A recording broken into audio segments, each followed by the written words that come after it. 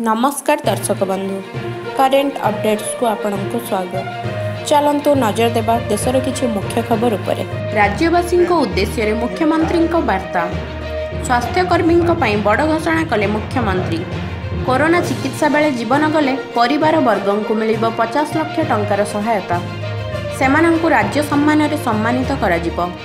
एथिसहित मृत्युवरण करिथिबा स्वास्थ्यकर्मी को तांकर अवसरकालीन समय पर्यंत संपूर्ण दरमा प्रदान कराजिबो बोली वीडियो वार्तारे घोषणा करिसेंती मुख्यमंत्री नवीन पट्टनायक। यह घरोई और सरकारी समस्त स्वास्थ्यकर्मी प्रति लागू हेबो। दुर्व्यवहारकारी प्रति चरम चेतावनी। जदि केही कार्यरत स्वास्थ्यकर्मी प्रति दुर्व्यवहार प्रदर्शन करती तांको विरोध रे एनएसए अर्थात जातीय निरापत्ता आईन आधार रे कार्यानुष्ठान ग्रहण कराजिबो।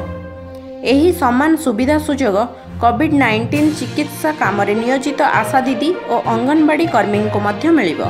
आज सकाळे बालेश्वरରୁ चिन्हट होइतिबा 5 आक्रांतक सूचना जारी करिसेंती राज्य सरकार।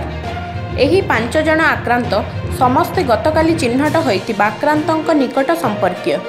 एमानंक मध्यरे 2 जण महिला 2 जण पुरुष और जड़े नाबालक अछंती।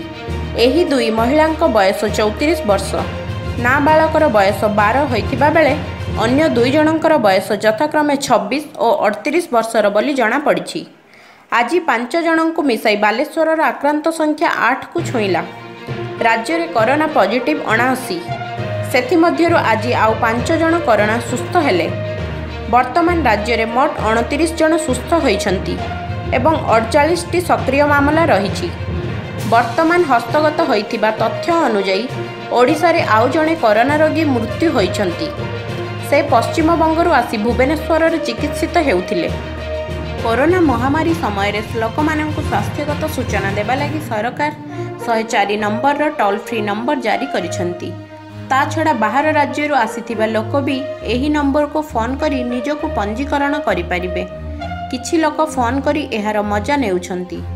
कॉल रिसीव करुथिबा युवती को किए तांको नाम पचारुछि तो किए प्रेम निवेदन करुछि आउ किए कहुछि डाली छुंक कला बेले छिंक हैला नाकरू पानी बाहरिला एहा कोरोनार लक्षण कि।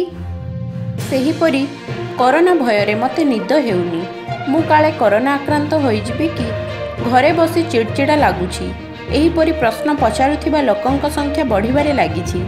104 को एभली प्रश्न आसिले ताहार उत्तर देबा पाई मानसिक विशेषज्ञ पाखकु कॉल जाउछि।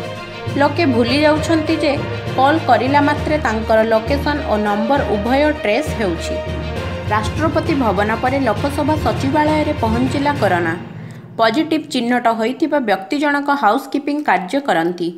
एहा पूर्वरु देशर सबुठारु सुरक्षित स्थान राष्ट्रपति भवन परिसर रे जणे कोरोना पॉजिटिव चिन्हट होइतिले। एही आक्रांत जनक जणे महिला होइतिबा बेले राष्ट्रपति भवन रे काम करुथिबा सफेई कर्मचारी बहु बोली जना पड़िछि। से और तांको परिवार सहित राष्ट्रपति भवन कैंपस रे रुहंती। एही खबर जना पड़िबा परे कैंपस रे रहुथिबा 125 परिवारों को होम क्वारंटाइन रे रखा जाइछि।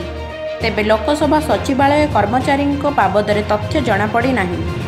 लॉकडाउन बेले सेलून बंद रहिबारु झारखंड गोटे गाँव सबु लोक लंडा हो जाइछंती। मुस्लिम संप्रदायर जामताड़ा ब्लॉकर कास्ता ग्राम रे महिलांक व्यतीत समस्त लोक निजर केश चुटी काटी लंडा होइथिबार देखिबाकू मिलिछि। गाँवर समस्त पुरुष ब्लेड रे परस्पर साहाय्य रे लंडा होइथिले। सेमाने कहिछंती केश चुटी काटिबा पई अन्य गाँ को जिबा अर्थात लॉकडाउन भांगिबा और कोरोना को आमंत्रण करिबा सेथिपई सेमाने एही पंथा आपणाइथिले।